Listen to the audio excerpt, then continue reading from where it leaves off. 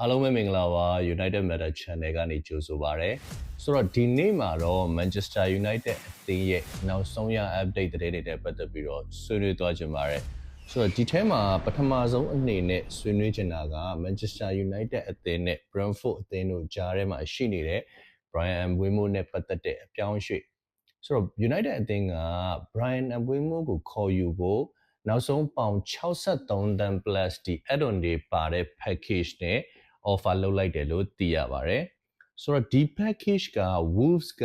Matthias Cunha ကိုခေါ်ယူခဲ့တဲ့ package ထက်ပိုပြီးတော့တန်ဖိုးမြင့်မာတဲ့ package တစ်ခုဖြစ်တယ်လို့လည်းသိရတယ်။ဒါဟာ Brentford အသင်းကလိုချင်နေတဲ့ပြောင်းရွှေ့ခြင်းနဲ့နီးစပ်တဲ့ပြောင်းရွှေ့ခြင်းတစ်ခုလည်းဖြစ်တယ်လို့သိရတယ်။လက်ရှိမှာတော့ Manchester United နဲ့ Brentford ကြားထဲပါဒီအကြမ်းမြင့်အဖြစ်ပြောင်းရွှေ့ခြင်းသဘောတူညီမှုရသွားပြီလို့သိရတယ်။ဒါပေမဲ့အသေးစိတ် payment terms တွေကိုတော့ဆက်ပြီးတော့ညှိနှိုင်းနေကြတယ်။ installment plan တွေဘယ်လိုပေးမလဲဆိုတာရယ်ဒီ add-on package တွေနဲ့ပတ်သက်ပြီးတော့ဆက်ပြီးတော့ညှိနှိုင်းနေကြတယ်။ Brentford ဘက်ကတော့ Mbeumo အတွက် add-on တွေကိုပိုပြီးလွယ်ကူကူရနိုင်တဲ့ add-on package တွေကိုလိုချင်တယ်။ဥပမာအားဖြင့်ဒီ Champions League ရမှာတို့ Ballon d'Or ရမှာတို့ဆိုတာထက်ကိုတစ်နှစ်ကိုပွဲရည်အတွက်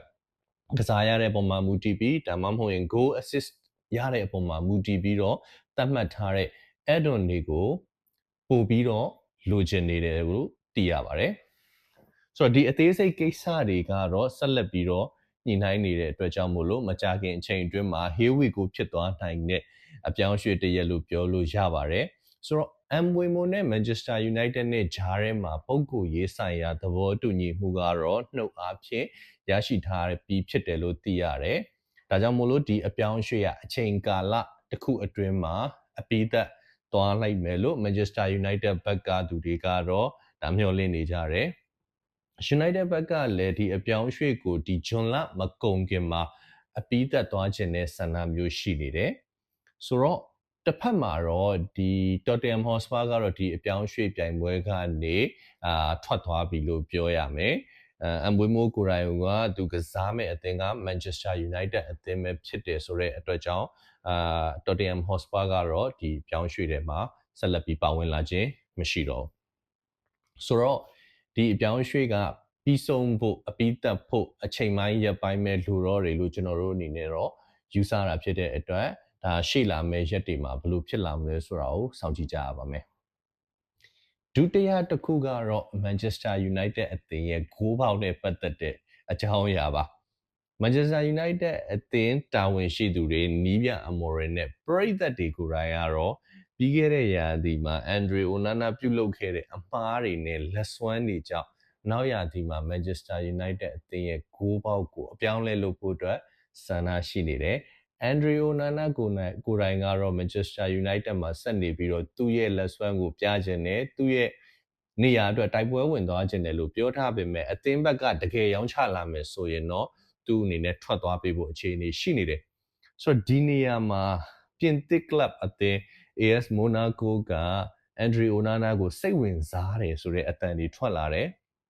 မိုနာကိုကိုယ်တိုင်လည်းပြီးခဲ့တဲ့ရာသီမှာသူတို့ရဲ့ပထမဂိုးသမားရောဒုတိယဂိုးသမားရောအဆင်မပြေတဲ့အတွက်ဒီရာသီမှာဂိုးသမားအပြောင်းလဲလုပ်ရဖို့လိုအပ်နေတယ်ဆိုတော့သူတို့ရဲ့ list ထဲမှာ Andre Onana ကပါဝင်နေတယ်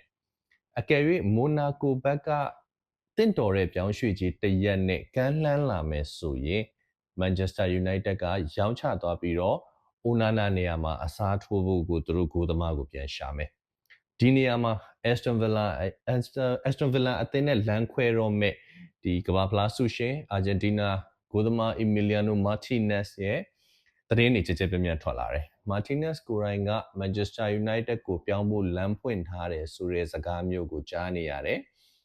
နောက်ပြီးတော့ Aston Villa အသင်းကလည်း Martinez ကိုရောင်းချသွားဖို့ရှိနေတယ်သူတို့အတွက်ယူရိုတန်း40လောက်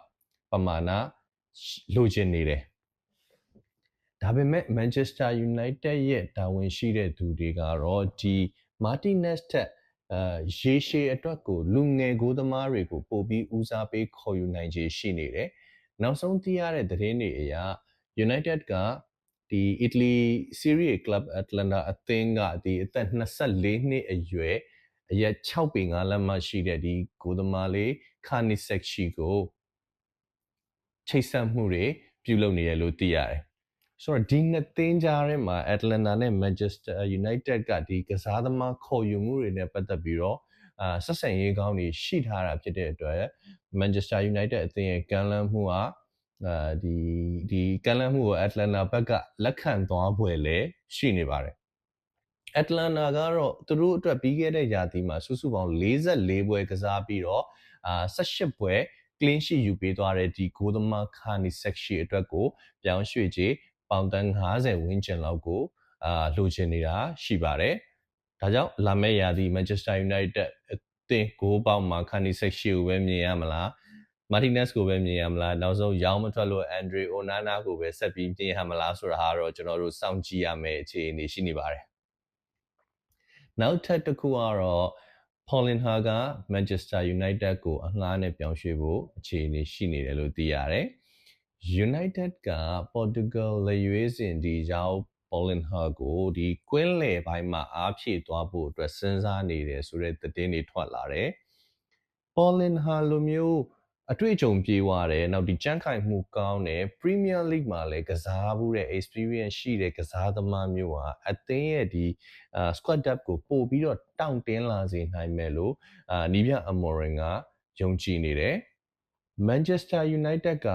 Paulinho ကိုအခုမှစိတ်ဝင်စားတာမဟုတ်ဘူးပြီးခဲ့တဲ့ရာသီ Fulham ကနေ Bayern Munich ကိုမပြောင်းခင်အချိန်မှာတည်းက Paulinho ကိုစိတ်ဝင်စားနေကြတာ Paulinho ကလက်ရှိမှာဒီအသက်28နှစ်ရှိသွားပြီ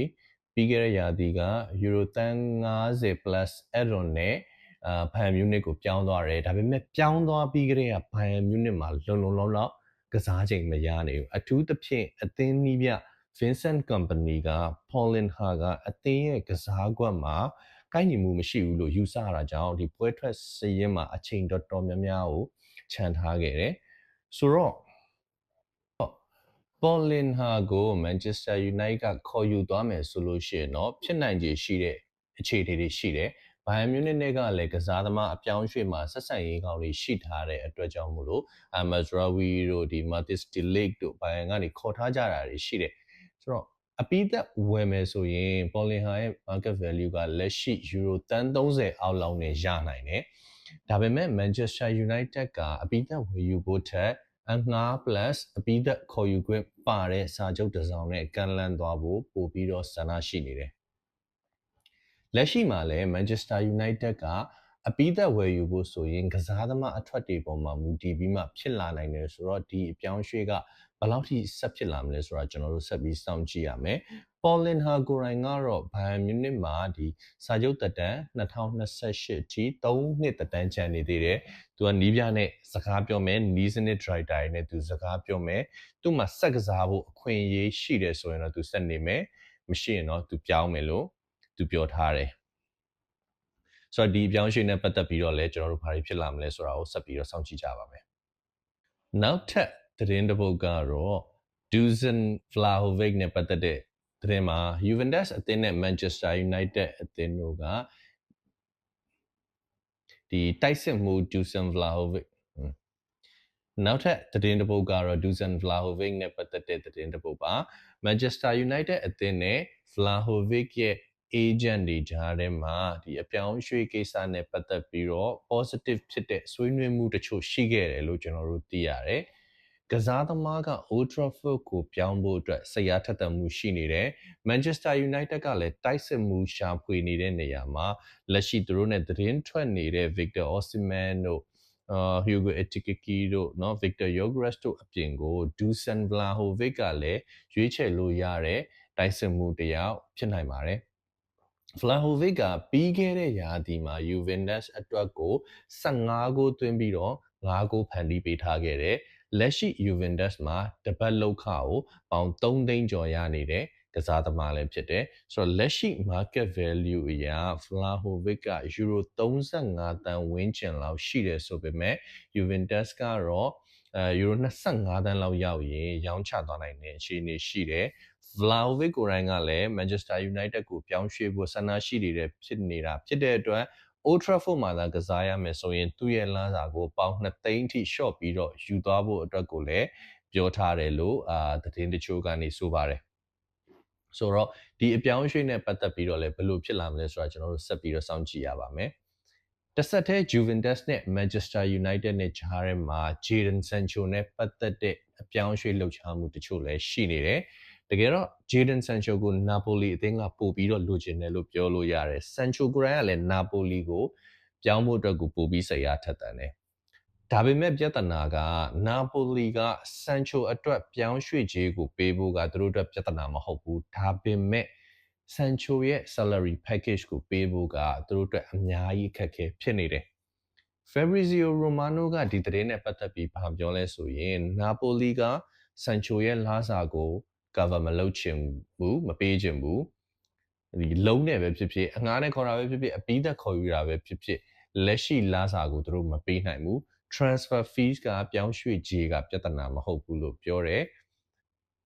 salary ကအရန်မြင့်နေတယ်ဒါကြောင့် Sancho ဘက်ကပြောင်းကျင်တယ်ဆိုလို့ရှိရင်လောက်ခလာစာကို short ယူပြီးတော့မှပြောင်းလာဖို့အခြေအနေရှိမယ်လို့ Romano ကပြောပါတယ်တစ်ဖက်မှာတော့ Juventus က Sancho အတွက်ကိုပေါင်21တန်းဝန်းကျင်ရှိတဲ့ package နဲ့ United ဘက်ကို offer လုပ်ထားတယ်ဒါပေမဲ့ United ကတော့ပေါင်25တန်းဝန်းကျင်အလိုရှိနေတယ်ဆိုတော့လက်ရှိမှာ United ရဲ့တာဝန်ရှိသူတွေနဲ့ Juventus နဲ့ဂျားထဲမှာ Dusan Vlahovic ရဲ့ Jadon Sancho ရဲ့ Douglas Luiz ရဲ့ဒီကစားသမား3ဦးအဝင်အထွက်အပြောင်းအရွှေ့တွေနဲ့ပတ်သက်ပြီးတော့ဆွေးနွေးညှိနှိုင်းမှုတွေလုပ်နေတယ်လို့ကျွန်တော်တို့သိရတယ်ဆိုတော့ဘာတွေဖြစ်လာမလဲဆိုတာကိုဆက်ပြီးတော့စောင့်ကြည့်ရပါမယ်နောက်ထပ်ကစားသမားတယောက်အကြောင်းပြောချင်တာကတော့ Anthony ပါ Anthony ကို Manchester United ကနေခေါ်ယူနိုင်ဖို့အတွက်စိတ်ဝင်စားတဲ့ club အသင်းတချို့ရှိလာတယ်လို့သိရတယ်အဲ့ထဲမှာတော့ပြီးခဲ့တဲ့ရာဒီက Anthony ကိုယ်တိုင်အငှားသွားကစားပြီးတော့အခြေစွမ်းပြခဲ့တဲ့ Real Betis အသင်းကထိပ်ဆုံးနေရာမှာရှိနေတယ် Betis က Anthony ကိုအငှားနဲ့ခေါ်ယူဖို့ကိုပို့ပြီးတော့စိတ်အားထက်သန်နေတယ်ဆိုပေမဲ့ Manchester United ကတင့်တော်တဲ့ပြောင်းရွှေ့ခြင်းတရက်နဲ့အပြီးသက်ရောင်းချသွားဖို့ကိုဆန္ဒရှိနေတယ်ဒီ Real Betis နဲ့ Manchester United နဲ့ဂျားထဲမှာ Anthony နဲ့ပတ်သက်ပြီးတော့တောက်လျှောက်ပြောဆိုဆွေးနွေးဆက်ဆံမှုတွေလုပ်နေတာရှိတယ်။ Anthony ကိုယ်တိုင်ကလည်း Betis ကိုအရန်ပြောင်းခြင်းနဲ့ပြောင်းရဖို့အတွက်ကိုသူ့ရဲ့လောက်ခလာစာကိုတော့မှ30%ရှော့ချသွားမယ်ဆိုတဲ့အကြောင်းကိုလည်း Anthony ဘက်ကပြောလာတော့ Betis နဲ့ Anthony နဲ့ဂျားထဲမှာဒီ personal terms ပုတ်ကိုရေးသဘောတူညီမှုရဖို့ကဘာမှပြဿနာမရှိဘူး။ဒါပေမဲ့ပြောင်းရွှေ့ခြင်းကို Manchester United နဲ့ညှိနှိုင်းနိုင်ဖို့တော့လိုလိမ့်မယ်။ဆိုတော့တခြားသော Anthony ကိုစိတ်ဝင်စားနေတဲ့အသင်းတွေထဲမှာဆိုရင်အခု Fabregas ကင်တွယ်မဲ့ဒီ Serie A ဘက်ကComo အသင်းကလည်း Anthony ရဲ့ market value ဖြစ်တဲ့ Euro 30လောက်ကိုပေးခြင်းတယ်ဆိုတဲ့သတင်းတွေထွက်လာတာရှိတယ်။ဒါပေမဲ့ Serie A club အသင်းတွေရဲ့ nature ကသူတို့ရဲ့ဘန်နာရေးအခြေအနေကြောင့်ရောဒီပြောင်းရွှေ့ခြင်းကိုတလုံးတစ်ခဲတည်းပေးပြီးခေါ်တာထက်ကိုသူတို့ကအငှားနဲ့အရင်ခေါ်ခြင်းကြတာမျိုးကိုပို့ပြီးစိတ်ဝင်စားကြတာဖြစ်တဲ့အတွက်ဒီကိုမိုရဲ့စိတ်ဝင်စားမှုကတော့အများကြီးဖြစ်လာနိုင်ခြေရှိတယ်လို့တော့ကျွန်တော်တို့မယူဆဘူးနောက်တစ်ခုကတော့ဒီ Anthony ရဲ့ဆရာဟောင်းEric Ten Hag ကင်တွယ်မဲ့ Bayer Leverkusen အသင်းကလည်းသူတို့ရဲ့ခေါ်ယူခြင်းနဲ့လူစရင်းထဲမှာ Anthony ကိုထည့်ထားတယ်လို့သိရတယ်အဲ့ဒီကနေပြီးတော့ဘာမှတော့ဆက်ပြီးတိုးတက်မှုတွေမရှိနေသေးဘူးဆိုတော့ Eric Ten Hag က2022ခုနှစ်မှာ Manchester United အသင်းကိုတာဝန်ယူစဉ်တုန်းက Anthony ကိုပေါင်တန်း80နဲ့ Ajax ကနေခေါ်ယူလာခဲ့ဘူးတဲ့လက်ဦးဆရာနီးပြလည်းဖြစ်တော့ဒီဆရာတပည့်2ယောက်ပြန်ပြီးတော့ပေါင်းဆက်သွားမလားဆိုတာကျွန်တော်တို့ဆက်ပြီးစောင့်ကြည့်ရမယ်နောက်ဆုံးသတင်းတစ်ခုကတော့ Marcus Rashford ပါ United ရဲ့တိုက်စစ်မှု Marcus Rashford ကဘာစီလိုနာစီကိုပြောင်းမှုအတွက်အရန်စရာထက်သန်နေတယ်ဘာစီလိုနာကသူတို့ရဲ့ဦးစားပေးမှာ Nico Williams ကိုခေါ်ယူပြီးသွားလို့ရှိရင် Liverpool က Luis Diaz ဘက်ကိုသူတို့ဦးစားပေးသွားဖို့အခြေအနေရှိနေတာဖြစ်တဲ့အတွက် Rashford ရဲ့အိမ်မက်တွေဖြစ်လာနိုင်ဖို့ကတော့နည်းနည်းခဲရင်ပါတယ် Rashford ဘက်ကတော့ဒါခေါ်ခဲတွေမျိုးစုံပြစ်နေတယ်စပိန်ကနေလိုကောင်းတယ်တို့ဟိုအိမ်နဲ့3နာရီလောက်လေးစီရောက်တယ်တို့ဟိုလမိုင်းရမယ်နဲ့တွဲကစားချင်ပါတယ်တို့အဲ့လိုမျိုးဟိုဈေးပေါင်ကျိုးအတန်နဲ့တော့ရောင်းနေတယ်ဆိုပေမဲ့ ဘာစီလိုနာကတော့ Nico Williams ကိုခေါ်ပြီးသွားရင် Liverpool က Luis Diaz ကိုဦးစားပေးခေါ်သွားဖို့ရှိနေတယ်နောက်တစ်ခုက Rashford ရဲ့ market value ဖြစ်တဲ့ပေါင်တန်း40ဆိုတော့ကိုလည်းအသင်းအများစုကလက်ရှောင်ချင်ကြတယ်ဒါကြောင့် Rashford အနေနဲ့ Manchester United မှာနေရာမရှိတော့ဘူးဆိုရင်သူ့အတွက်တခြားရွေးချယ်စရာတွေကိုလိုက်ရှာဖို့လိုအပ်ပါတယ်ဆိုတော့ Rashford ကိုလောလောဆယ်ခေါ်ယူဖို့စိတ်ဝင်စားနေတဲ့အထက်မှာတော့ Premier League က